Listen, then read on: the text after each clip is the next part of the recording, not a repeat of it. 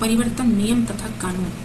तो समय समय पर जब समाज में परिवर्तन हुए और समाज की व्यवस्था को बनाने के लिए इन परिवर्तनों के द्वारा विवाह संबंधी अधिनियम भी बनाए गए और विवाह में जो कुप्रथाएं थी विवाह से संबंधित उनको रोकने के लिए भी विवाह संबंधी नियम बनाए गए हैं। तो उनके विषय में जान लेते हैं। तो सबसे पहला है बाल विवाह अधिनियम। ये 1929 में बना था, जिसमें 18 वर्ष का लड़का तथा 14 वर्ष की लड़की से कम उम्र में विवाह यदि होता है तो उसे अपराध माना जाता है।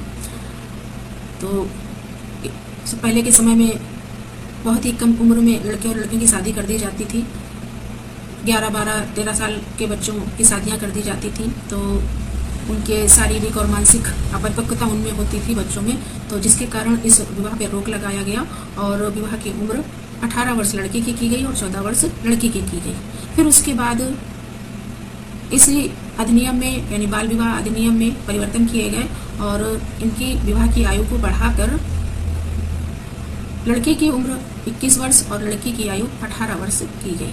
तो इस तरह से विवाह की जो आयु है वो लड़की की आयु 18 वर्ष होनी चाहिए और लड़के की आयु 21 वर्ष होनी चाहिए।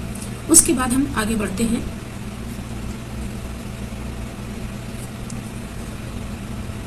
हिंदू विवाह निवारक अधिनियम बना 1946 में, जिसमें एक ही गोत्र तथा प्रवर के बीच विवाह को स्वीकृति दी गई।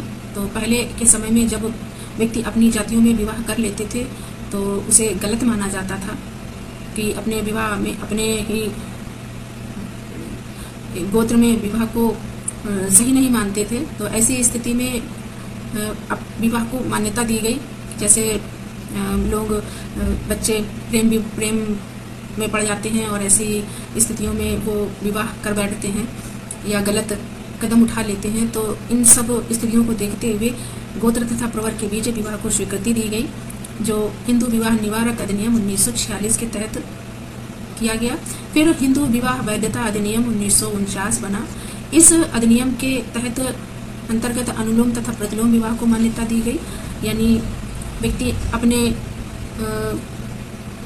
अनुलोम विवाह, जैसे व्यक्ति ऊंचे कुल का लड़का और नीचे कुल की लड़की के साथ विवाह को अनुलोम विवाह कहते हैं, तो उसको मान्यता मिली गई। प्रतिलोम विवाह यानी कोई ऊंचे कुल की लड़की या उच्च जाति की लड़की निम्न जाति के किसी लड़के से विवाह करना चाहती है तो ऐसी विवाह को मान्यता दी गई हिंदू विवाह वैधता अधिनियम 1949 के द्वारा।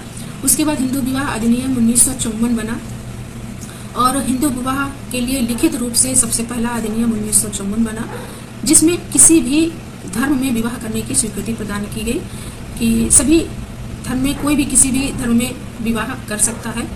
और उसके बाद आगे बढ़ते हैं और जानते हैं हिंदू विवाह अधिनियम 1955 बना, जिसमें जम्मू कश्मीर को छोड़कर से सभी राज्यों में सभी धर्म एवं जातियों में विवाह के लिए एक समान नियम और कानून बनाए गए।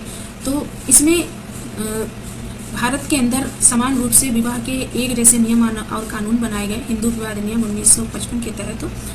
और जो हिंदू विवाह अधिनियम 1954 है, इसमें सभी धर्मों में विवाह की इजाज़त दी गई और विवाह से संबंधित जो अधिकार दिए गए।